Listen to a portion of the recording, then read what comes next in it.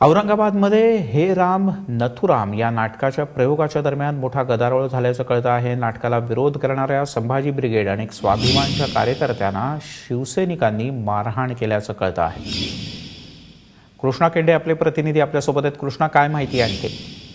मिलिंद, आज बाळासाहेब ठाकरे यांच्या जयंतीनिमित्त युवा सेनेच्या वतीने औरंगाबाद मधल्या संत तुकाराम नाट्यगृहामध्ये हे राम नथुराम या नाटकाचा प्रयोग आयोजित केलेला होता आणि त्या दरम्यान हा सगळा राडा झालेला पाहायला मिळत आहे। शिवसेनेच्या वतीने हे नाटक ठेवण्यात आलेलं होतं, मात्र त्याला विरोध करण्यासाठी संभाजी ब्रिगेड आणि स्वाभिमानी संघटनेचे काही कार्यकर्ते तिथे आले। त्यांनी विरोध दर्शवतात शिवसैनिक जे आहेत त्यांना प्रचंड मारहाण केलेली आहे आणि यामध्ये स्वाभिमानीचे आणि संभाजी ब्रिगेडचे कार्यकर्ते जखमी झालेले आहेत।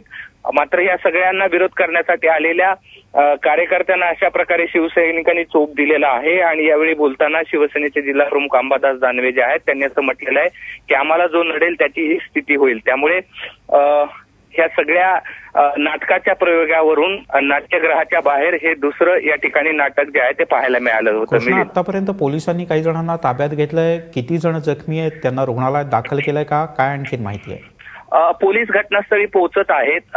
या नाटकाचा प्रयोग ज्या शिवसेनेने केलेला होता त्यामुळे तिथे कुठलं संरक्षण या ठिकाणी नव्हतं, त्यामुळे पोलीस घटनास्थळी पोहोचत आहेत आणि काही कार्यकर्ते जे आहेत ते जखमी आहेत, त्यांना उपचारासाठी रुग्णालयात देखील हलवण्यात आले।